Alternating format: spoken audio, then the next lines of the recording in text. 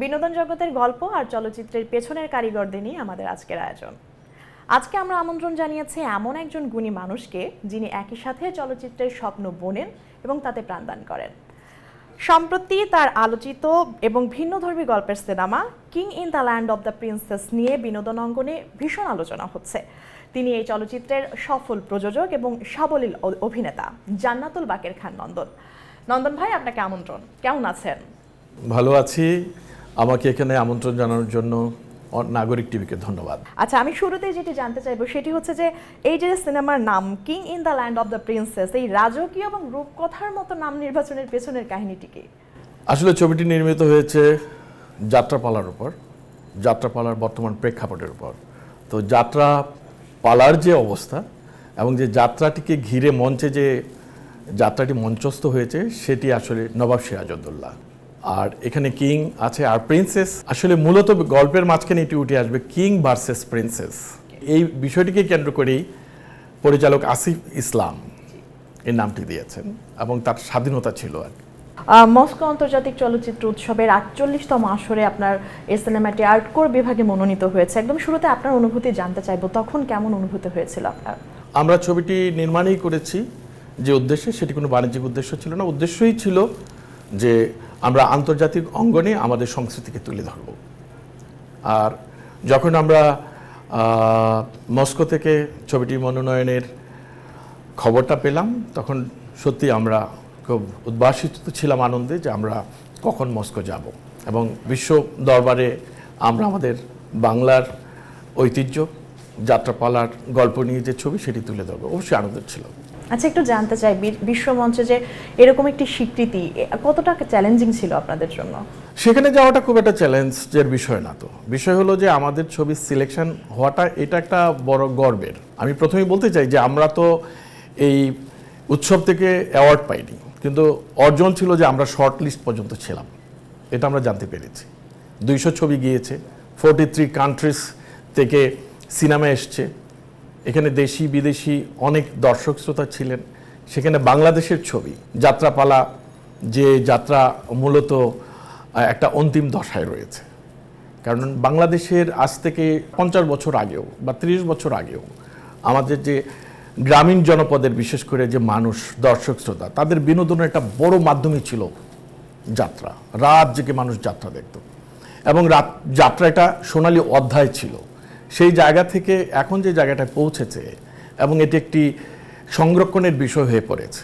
এখনকার ছেলেমেয়েরা কিন্তু যদি বলেন যে যাত্রার কথা যাবে না, কারণ একটা বিষয় ছড়িয়ে গেছে গত কয়েক বছরে, যাত্রা মানেই হচ্ছে এখানে অনেক কিছু হয় এবং এটি সত্যি কথা। আমাদের সেই নির্মল আনন্দের জায়গা, বিনোদনের জায়গাটি নষ্ট হয়েছে এবং এরকম একটি শিল্পের বড় মাধ্যম সংরক্ষণের বিষয় এবং আর্কাইভে চলে যাচ্ছে। এই জায়গাটি বিবেচনা করেই কিন্তু এই ছবিটি নির্মাণ করা। আপনাদের সিনেমাটি নমিনেটেড হয়েছে আর্টকোর ক্যাটাগরিতে। তো এই সিনেমার গল্পের কোন দিকটি মনে করেন যে আসলে জুরিদের আকর্ষিত করেছে? আমরা তো দর্শকের অভিমত পেয়েছি, আর জুরিরাও আলাদাভাবে আমাদেরকে অনেক কোশ্চেন করেছেন। একজন গুরুত্বপূর্ণ জুরি, যিনি অস্ট্রেলিয়ান একজন নারী, তিনি আমাদেরকে অনেক প্রশ্ন করেছেন আসিফ ইসলামকে, আমাকে।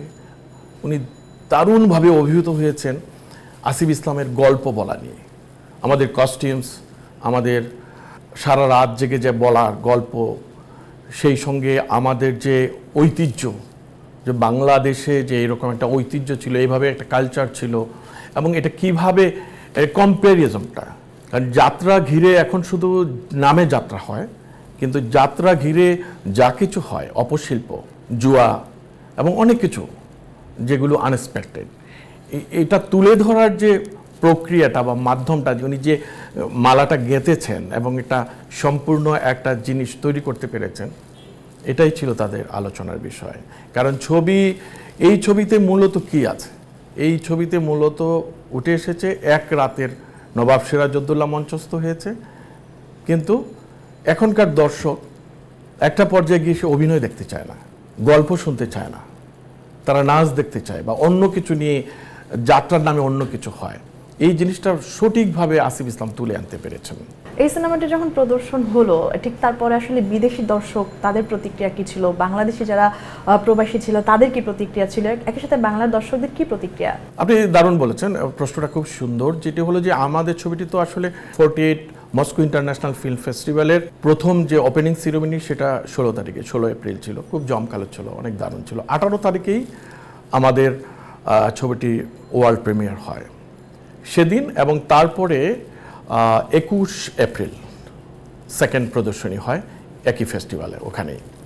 তো এমন হয়েছে, এতটাই ভালো লেগেছে যে সেকেন্ড ডেতেও সেম দর্শক এসেছে। তার মধ্যে যারা ছিলেন তার মধ্যে বাঙালি যে প্রবাসী ওখানে 38 বছর 42 বছর থাকেন, ওখানে বিয়ে করেছেন রাশিয়ান ওয়াইফ, তারাও এসছে। ভালো লাগার বিষয় হচ্ছে রাশিয়ানরা এই ছবিতে প্রতিটা পার্ট প্রতিটা দৃশ্য বোঝার চেষ্টা করেছে এবং আমাদের সঙ্গে এক্সপ্লেইন করেছে। আমাদের সেসব শর্ট কিছু বাইট আছে তাদের।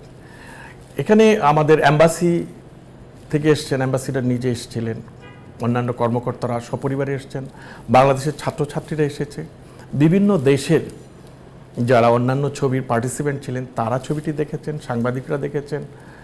তাদের মন্তব্য ছিল যে তোমাদের এরকম গল্প বলার আছে, এই জিনিসটা নিয়ে এসেছো, আমাদের খুব ভালো লেগেছে, এবং তারা ইন ডিটেলে গিয়েছেন। আরও একটা বিষয় হচ্ছে যে একজন নারী এসছেন অনেক দূর থেকে, রাশিয়ান, তিনি বাংলায় কথা বলতে পারেন। আমরা খুব অবাক হয়েছি। তিনি বাংলা ভাষায় রাশিয়ায় পড়াশোনা করেছেন, বাংলা ভাষার উপর। তো তিনি বাংলাদেশে কোনোদিন আসেননি, ভারতে একবার এসেছিলেন। কিভাবে তিনি এই ছবির সংবাদ পেলেন? তার এক বন্ধু যিনি এই ছবিটির রাশিয়ান ভাষায় সাবটাইটেল করেছেন, তিনি বললেন যে তুমি তো বাংলা ভাষা নিয়ে পড়াশোনা করেছো, তো তুমি কি জানো যে বাংলাদেশ থেকে এই ফেস্টিভ্যালে একটি ছবি এসেছে, তুমি দেখতে পারো। সে খুব আগ্রহ নিয়ে আসলো এবং দারুণভাবে সে উপভোগ করেছে। আমরা খুবই প্রশংসিত হয়েছি। সিনেমার গল্প তো শুনছিলাম, এবারে আপনার কাছে একটু জানতে চাইবো যে আপনি সিনেমাটিতে একই সাথে প্রযোজনা করেছেন এবং অভিনয়ও করেছেন। আপনি যে অভিনয় করলেন আসলে আপনার অনুভূতি কি ছিল? তার আগে জানতে চাইবো যে আপনি অভিনয়ের সাথে সম্পৃক্ত কিভাবে, কোনো ধরনের পূর্ব অভিজ্ঞতা আছে কিনা? আসিফ ইসলামের সঙ্গে আমার পরিচয় 7-8 বছরের। আমার প্রথম প্রযোজনা এটি, কিন্তু আমার অভিনয় এটি প্রথম নয়। আমি নেত্রকোনা থেকে উঠে এসেছি। নেত্রকোনার ময়মনসিংহ, বৃহত্তর ময়মনসিংহ পরিমণ্ডলে, আমার নেত্রকোনা আবার সুনামগঞ্জের পাশে, ওই অঞ্চলে আমরা ছোটোবেলা থেকেই দেখে এসেছি যে জারি সারি, বাউল, যাত্রা, নানা ইভেন রামায়ণ, কীর্তন, বিভিন্ন উৎসব ঘিরে হতেই থাকতো। তা আমার দেখা ছোটোবেলাতে যে নেত্রকোনায় শৌখিন যাত্রাপালা হতো, আমি ছোটোবেলা থেকে, আমি যখন প্রাইমারি স্কুলে পড়ি তখন থেকে দেখে আসছি। ইভেন আমি একটু বড় হয়ে শুনেছি আমার আব্বা, তিনি আমার মায়ের সঙ্গে বিয়ের আগে ওনার শৌখিন যাত্রা করতেন। এলাকার বনেদি মানুষেরা মিলে ঈদে বা বিভিন্ন পার্বণে বছরে 1-2টা শৌখিন যাত্রা করতেন। আর তাছাড়া হচ্ছে শীতের সময় স্কুলে বড় বড় খেলার মাঠে মাসব্যাপী যাত্রা উৎসব হতো। এগুলো আমরা ছোটোবেলা থেকে বড় হয়েছি। আমি নেত্রকোনার বারহাট্টায় বড় হয়েছি, আমার স্কুল সেখানে। আমার কংস থিয়েটার, আমার মামার বাড়ি এলাকা, আমি ছোটোবেলা থেকে কংস থিয়েটারের সঙ্গে যুক্ত ছিলাম। সেখানে ছোটোবেলা থেকেই মঞ্চনাটক করেছি। আমি ক্লাস 7 থেকে 8 থেকেই মঞ্চনাটক করতাম। কিন্তু আমার কর্মসূত্রে আমি ভিন্ন প্রফেশনে এসেছি, সেই জিনিসটা আমার মধ্যে রয়ে গেছে। আসিফ ইসলাম যখন আমাকে বললেন যে এরকম একটা গল্প নিয়ে, আমাদের অনেক গল্প নিয়ে কথা হয়েছে, কিন্তু এটি আমাদের প্রথম কাজ, কেন এটি বেছে নিলাম? আসিফ ইসলামেরও, সে লন্ডনে বেড়ে উঠেছেন, তার জীবনের বড় সময় উনি ইংল্যান্ডে কাটিয়েছেন, এখন স্থায়ীভাবে গত কয়েক বছর ধরে ঢাকায় বসবাস করছেন। সেও ছোটোবেলায় যাত্রা দেখেছে, কারণ তার বেড়ে ওঠা ছোট শৈশব সিলেটে। কিন্তু মাঝখানে বাংলাদেশে এসে 2018 সালে ওনার যাত্রা দেখার সুযোগ হয়েছে। তখন তিনি তার শৈশবের যাত্রা আর 2018 সালের যাত্রার মধ্যে অনেক ব্যবধান পেয়েছেন প্রদর্শনীতে, এবং যাত্রা নেই, একে ঘিরে অন্য কিছু হচ্ছে যাত্রার নামে। এবং যাত্রা যে আমাদের একটা ঐতিহ্যবাহী যে একটা শিল্প, এটা আসলে হারিয়ে যাচ্ছে। এই জিনিসটা যখন তিনি আমাকে বললেন, এটাকে আমি দারুণভাবে পিক করলেন সুযোগটাকে।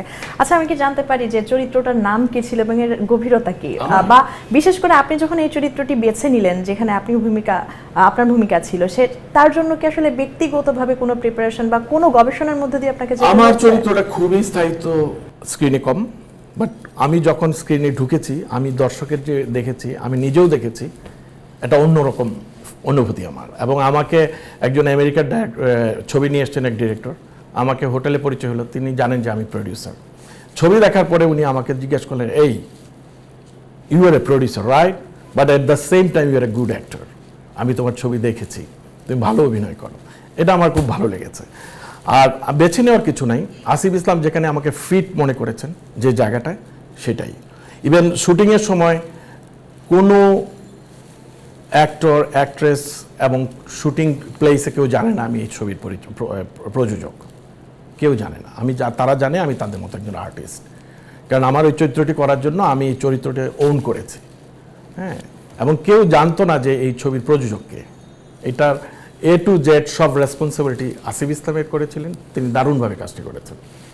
আচ্ছা, এই যে দর্শকের কমপ্লিমেন্ট পেলেন এবং নিজের একটি স্যাটিসফ্যাকশনের কথা আপনি জানালেন, এই অনুপ্রেরণা কি আপনাকে আরো সামনের দিকে বেশি বেশি কাজ করার জন্য ধাবিত করবে? মানে আরো এরকম গল্প পেলে কি আপনি সেটাকে পিক করবেন? আমি অবশ্যই, আমি ভালো কাজ করতে চাই এবং আমি সবসময় আমার ইতিহাস, ঐতিহ্য, সংস্কৃতিকে নিয়ে আমি ভীষণ ভালোবাসি। আমার বাংলাদেশের ইতিহাস, ঐতিহ্য ধারণ করে, বহন করে, এবং সেটা ভবিষ্যৎ প্রজন্মকে একটা ভালো বার্তা দিবে বা সংরক্ষণের প্রয়োজন আছে।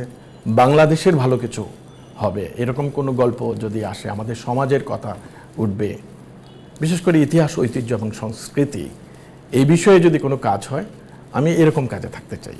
কথা বলতে গিয়ে বারবার আসিফ ইসলামের কথা বলছিলেন, পরিচালক হিসেবে কেন উনি অসাধারণ?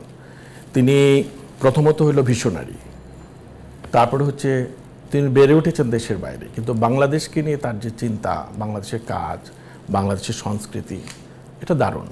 তার সঙ্গে আমার ম্যাচ হয়েছে, আমি তার সঙ্গে হয়তো আরও কাজ করব, এবং আমি বিশ্বাস করি তিনিও আমার সঙ্গে কাজ করবেন, কারণ আমাদের আন্ডারস্ট্যান্ডিংটা খুবই সুন্দর।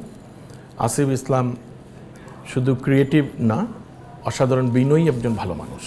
আপনি বারবার বলছিলেন যে আপনি যখন অভিনয় করছিলেন কেউ জানতো না যে আপনি আসলে এটির প্রযোজনা করছেন, সাধারণ আর দুজন আর্টিস্টের মতোই আপনি সেখানে আর্টিস্ট হিসেবেই ছিলেন। এই যে প্রযোজনা এবং একসাথে অভিনয় করা, দ্বৈত ভূমিকায় আপনার অভিজ্ঞতা কেমন ছিল? আসিফ ইসলামের সঙ্গে আমার পরিচয় 2019 সালে। আমি তার পরিকল্পনা ছিল একটা ছবি নিয়ে কাজ করা, সেখানে আমাকে একজন ডেকে নিয়েছিলেন, আমন্ত্রণ জানিয়েছিলেন, আমি তার সঙ্গে অডিশন দিতে গিয়েছিলাম অভিনেতা হিসাবে। তারপরে করোনা চলে আসলো, আমাদের বন্ধুত্ব গড়ে উঠলো, তার সঙ্গে আমার অভিনয় না করে, ছবি না হয়ে আমি ছবি প্রডিউস করেছি।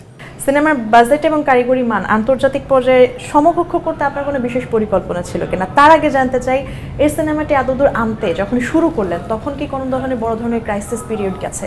ক্রাইসিস পিরিয়ড বলতে, ছবিটি শ্যুট হয়েছে গত বছর 2019-এর আর 2025-এর জানুয়ারিতে, কিছুটা অংশ মার্চে।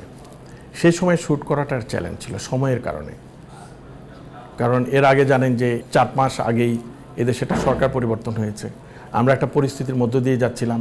ওই সময় শুটিং করার মতো পরিবেশ খুব একটা ছিল না। তো সেই সময় সারা রাত জেগে যাত্রাপালা মঞ্চস্থ করা, অনেক বড় আয়োজন, এই চ্যালেঞ্জগুলো ছিল। শ্যুট করার ক্ষেত্রে যাত্রা শিল্পীদের একটা অপেরা দলকে এখানে এনে শ্যুট করা, কারণ মঞ্চে এক ধরনের অভিনয়, তারা কেউ ক্যামেরার সামনে অভিনয় করে অবস্থা নয়, তারা খোলা মঞ্চে যাত্রা মঞ্চে অভিনয় করে অবস্থা। যখন আমাদের একটা বড় অংশ শ্যুট হয়েছে তাদের ব্যাক এন্ডে, মানে দ্যাট মিনস গ্রিন রুমে, ওই জায়গাগুলোতে আমাদের, বিশেষ করে আসিফ ইসলামের অনেক চ্যালেঞ্জ ছিল। আমার তো ম্যানেজমেন্টে ছিলাম, চ্যালেঞ্জ ছিল যে কেমন হবে, কিভাবে করব। আর রাত জেগে এত অডিয়েন্স, যারা অডিয়েন্সে ছিলেন ওই গ্রামবাসী, এলাকাবাসী, তাদের অনেক সহযোগিতা ছিল, না হলে এটা সম্ভব ছিল না। তবে তারা প্রত্যেকেই সিনেমা, তারা হয়তো দেখবেন, তারা প্রত্যেকেই আর্টিস্ট এখন এই ছবির অংশ। আসিফ ইসলামের দৃষ্টিভঙ্গি আপনার এই সিনেমাটিকে আসলে কতখানি সমৃদ্ধ করেছে?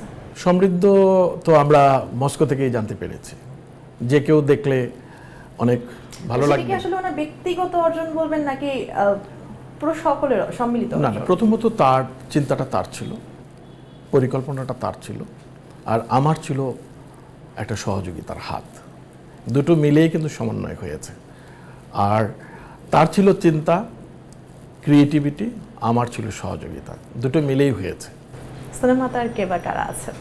সিনেমাতে এখানে গুরুত্বপূর্ণ ভূমিকা অভিনয় করেছেন প্রবীণ যাত্রাশিল্পী অরবিন্দ মজুমদার, তার সমৃদ্ধ এবং গৌরবোজ্জ্বল ইতিহাস রয়েছে যাত্রা অভিনয়ের। তার বয়স এখন 70-72-এর মতো, 14 বছর বয়স থেকে তিনি অভিনয় করেন। আর এখানে একদল যাত্রা শিল্পী ছিল, সেই সঙ্গে এখানে প্রিন্সেস একটা ক্যারেক্টার আছে যিনি দুর্দান্ত অভিনয় করেছেন, আসনা হাবিব ভাবনা, তিনি অভিনয় করেছেন। আমি এখানে ভাবনার প্রতি কৃতজ্ঞতা জানাতে চাই।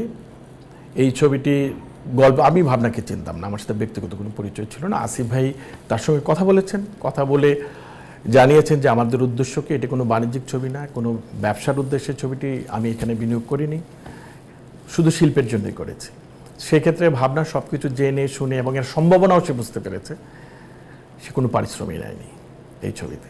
এটি একটি দারুণ ব্যাপার, আমি তার প্রশংসা করছি এবং কৃতজ্ঞতা জানাচ্ছি। তিনি কোনো পারিশ্রমিক নেন।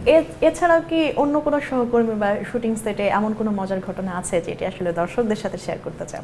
যাত্রা একজন যে অ্যানাউন্স করে বারবার, ওরা এত ভালো পারফর্ম করেছে, এত দুর্দান্ত পারফর্ম করেছে, যার কোনো অভিনয়ের কোনো অভিজ্ঞতা নেই, কোনো দিন কোথাও কোনো দিন অভিনয় করেনি, এত ন্যাচারাল। আমি এরকম দু একজনকে পেয়েছি যারা অসম্ভব সুন্দর। আমি মস্কো থেকে যখন চলে আসবো, আমাদের এক প্রবাসী ভাই তার স্ত্রী বলছেন আমি যেন কিছু লোককে ধন্যবাদ দিই বাংলাদেশে এসে, তিনি একটু বাংলা বলতে পারেন। এমন কিছু অভিনেতার নাম বলেছেন যারা প্রিন্সেসের ম্যানেজার ছিল, যাত্রা দলের ম্যানেজার ছিল, এরকম কয়েকজনের নাম বলেছেন। ওদেরকে যেন স্পেশাল ধন্যবাদ দেওয়া হয়, তারা অসাধারণ অভিনয় করেছেন এবং এরা প্রত্যেকেই ন্যাচারাল অ্যাক্টর। বারবার বলছিলেন যে এটি আসলে কোনো ধরনের বাণিজ্যিক সিনেমা নয়, কেন বাণিজ্যিক সিনেমা না বলছেন এটিকে? বাণিজ্যিক সিনেমা বলতে আমরা যা বুঝি, যা কিছু হচ্ছে চলমান, তা নয়। সেই জন্যই রোমান্স, প্রেম, ভালোবাসা, তথাকথিত রেগুলার যে গল্প, এরকম না। এটা শুধুই আর্ট এখানে, যার জন্য এটা আর্ট করেই নির্বাচিত ক্যাটাগরিতেই মস্কো ফিল্ম ফেস্টিভ্যাল এটি নির্বাচিত হয়েছে, সেই জায়গা থেকেই বলছি আর কি। তবে আমি বিশ্বাস করি এই ছবিটি বাংলাদেশেও দর্শক নন্দিত হবে। বাংলাদেশের দর্শকদের জন্য জানাবেন কি আসলে বাংলাদেশের দর্শকরা কবে নাগাদ প্রেক্ষাগৃহে দেখতে পাবে এটিকে? এটি সরাসরি কোনো সুনির্দিষ্ট সময় বলতে পারছি না, এই কারণে আরো কোনো বড় পরিকল্পনা আছে কিনা? আসলে আমাদের এই ছবিটি তো আরো অন্যান্য ফেস্টিভ্যালে যাবে, সেখানে সাবমিট করা আছে। আমরা মনে হয় খুব শীঘ্রই একটা ভালো সংবাদ দিতে পারবো যে আর কোন কোন দেশে যাচ্ছে। আমরা প্রত্যাশা করছি পৃথিবীর আরও বিভিন্ন ফেস্টিভ্যালে যাবে, এই ছবিটি প্রদর্শিত হবে, এটা আমরা প্রত্যাশা করছি। বাট বাংলাদেশে তো আমাদের, যেহেতু আমার নিজেদের দেশ, এখানে তো এটা রিলিজ হওয়া উচিত এবং হতে হবে। সবচেয়ে বড় একটা কথা বলি, আমরা এই ছবিটি খুবই, আপনি শুনে খুশি হবেন, আমরা এই ছবিটি দেখাতে চাই একটা বিশেষ প্রদর্শনীর মাধ্যমে, যেখানে এটা শুটিং হয়েছে মুকসেদপুর উপজেলার গোবিন্দপুর গ্রামে। গ্রামবাসী, এলাকাবাসী, সেই সঙ্গে অপেরার, ওই অঞ্চলে আমরা ওখানে শ্যুট করার মূল কারণ ছিল যে অপেরার লোকজন ওখানকার থিয়েটারে, যাত্রাপালার, তো আমরা তাদেরকে দেখাতে চাই এটা খোলা মাঠে। যেভাবে একটা মাঠে মঞ্চস্থ হয়েছে, শ্যুট হয়েছে, ঠিক তেমনি আমরা একটা খোলা মাঠে, ওপেন, আমরা তাদেরকে এই ছবিটি দেখাতে চাই। এবং সেখানে আমরা ওই মুকসেদপুরের গোবিন্দপুর গ্রামের মাঠে গিয়ে আমরা ছবিটি দেখাতে চাই, এটা আমাদের ইচ্ছা। নিঃসন্দেহে বলতে পারি যে আন্তর্জাতিক অঙ্গনে একটি বড় সাফল্য। যদিও বলেছেন যে এটি আসলে বাণিজ্যিক সিনেমা না, সেটি সেভাবে আপনারা দেখছেন, নিশ্চয়ই সেভাবেও এটিকে নির্মাণ করে না। তবে কি মনে করেন যে আন্তর্জাতিক সাফল্য কি বাণিজ্যিক সাফল্যের সহায়ক ভূমিকা পালন করে, সেটা যে কোনো সিনেমার ক্ষেত্রে? সেটা হতেই পারে, এটা হওয়া উচিত। কারণ আমাদের আন্তর্জাতিকভাবে যে আমাদের অর্জনটুকু, আমরা অ্যাওয়ার্ড না পেলেও এটি শর্ট লিস্টে ছিল, তাছাড়া ছবিটি প্রশংসিত হয়েছে, আর নমিনেশন পাওয়া তো একটা বড় অর্জন, এটাও তো একটা পাওয়া। তো এটা তো স্বাভাবিকভাবে প্রচারে যে আপনারা আমাকে এখানে ডেকেছেন, হ্যাঁ, এটা দর্শক দেখছেন, জানছেন, এটা তো এক ধরনের পাওয়া। পরিচালক হিসেবে আগামীতে আপনি প্রযোজক বা পরিচালক হিসেবে আগামীতে কি ধরনের আসলে গল্প নিয়ে কাজ করতে চান? ভালো কাজ, ভালো গল্প, যেখানে বাংলাদেশের কথা উঠে আসবে, বাংলাদেশের ইতিহাস, ঐতিহ্য, সংস্কৃতি কিংবা প্রকৃতি, আমি এই ধরনের কাজে থাকতে চাই এবং আমি ইনশাল্লাহ এ ধরনের কাজ অব্যাহত রাখব। এই যে একজন ক্রিয়েটিভ মানুষ, আপনি নানামুখী কাজ করেন, আপনার অনুপ্রেরণা কে? আমার অনুপ্রেরণা আমি নিজেই। আমি আমার সব কিছু আমার দৈনন্দিন জীবন থেকে শেখা, প্রতিদিনের জীবন থেকে আমি যা কিছু যেখানে ভালো দেখেছি সেটা আমি ধারণ করার চেষ্টা করেছি। আমি আমি যেখানে যা কিছু ভালো দেখি সেটাকে আমি করি। আর বলতে গেলে আমার বাবা নেই, 21-এ মারা গিয়েছেন, কিন্তু ওনার মধ্যে ভালোর জন্য একাগ্রতা এবং ভালো কাজের একাগ্রতা, এই বিষয়গুলি, এবং স্ট্রেট ফরওয়ার্ড ছিলেন উনি। এই জিনিসগুলো আমাকে, আর আমি যা কিছু যেখানে ভালো দেখেছি আমি প্রতিদিনের জীবন থেকে ভালো কিছু নেয়ার, ধারণ করার চেষ্টা করি। 10 দিন মস্কোতে আপনারা স্টে করেছিলেন, অভিজ্ঞতা জানবো, কেমন ছিলেন, কেমন লেগেছে? হ্যাঁ, ভালো লেগেছে। আমাদের আসলে আমরা অ্যাকোমোডেশনটা তো ফেস্টিভ্যাল কর্তৃপক্ষ দিয়েছে সব কদিন না, বাট আমরা ওদের যে আতিথেয়তা, ফেস্টিভ্যাল কর্তৃপক্ষের যে ডিসিপ্লিন, তারপরে ট্রান্সপোর্ট, সব কিছু মিলিয়ে অসাধারণ ছিল। মস্কো ওয়েদার ছিল তাদের জন্য খুব কমফোর্টেবল, কারণ মস্কো তো অনেক ঠান্ডা থাকে, বাট আমরা 1 থেকে 10-12 পর্যন্ত পেয়েছি। তো হঠাৎ করে একটু ঠান্ডা লেগেছিল, তারপর আমরা খুব এনজয় করেছি। আর আতিথেয়তা ছিল বাঙালিদের, আমাদের প্রবাসী বাঙালিরা, এমনকি একটা স্টুডেন্ট দম্পতি আমাদের জন্য রান্না করে পাঠিয়েছিল। এটা ভাবতেই পারি না আমরা, ছোট মানুষ ওরা এত ভালোবেসেছে, হোটেলে ট্যাক্সি দিয়ে খাবার পাঠিয়ে দিয়েছে। সিনেমাটা যে বিষয়ের উপর নির্মিত, এটি শুনে আমারই আসলে খুবই আগ্রহ জন্মেছে দেখার জন্য। বাংলাদেশের দর্শকরা যদি আসলে দেখতে চায়, কি ভাবছেন যে কোন প্ল্যাটফর্মে এটিকে আসলে আপনারা মুক্তি দিবেন? আন্তর্জাতিক প্ল্যাটফর্ম থেকে, ফেস্টিভ্যালগুলো থেকে ঘুরে আসার পর এখানে তো বললাম একটা বিশেষ প্রদর্শনী হবে, তারপর হলে আমি জানি না এটা সম্ভব হবে কি না, যদি দর্শক ডিমান্ড থাকে হলে, আদার দেন হয়তো ওটিটি প্ল্যাটফর্মে আমরা মনে করছি যে এই ছবিটি যাবে। দর্শকদের উদ্দেশ্যে কি বলবেন? দর্শকদের উদ্দেশ্যে বলবো যে আপনারা এতক্ষণ শুনেছেন, আপনাদেরকে অনেক ধন্যবাদ। আর আমার অনুরোধ থাকবে, ভালো কাজের সঙ্গে থাকুন, ভালো কাজকে উৎসাহিত করুন। আমাদের দেশের শিল্প, সাহিত্য, সংস্কৃতি অনেক সমৃদ্ধ, আমরা যেন এগুলো ভুলে না যাই, আমরা যেন আমাদের নিজস্ব ভালো কিছুকে ধারণ করি, বহন করি, এবং ভালো কাজের সঙ্গে, সুন্দরের সঙ্গে চর্চায় থাকি, আমরা ইতিবাচক যেন থাকি। ধন্যবাদ সবাইকে। বাংলা সিনেমার আন্তর্জাতিক স্বীকৃতি নিঃসন্দেহে গর্বের। দর্শক এবং আমরা সকলেই বিশ্বাস করি বাংলা সিনেমা আরও সামনের দিকে এগিয়ে যাক। সকলকে ধন্যবাদ।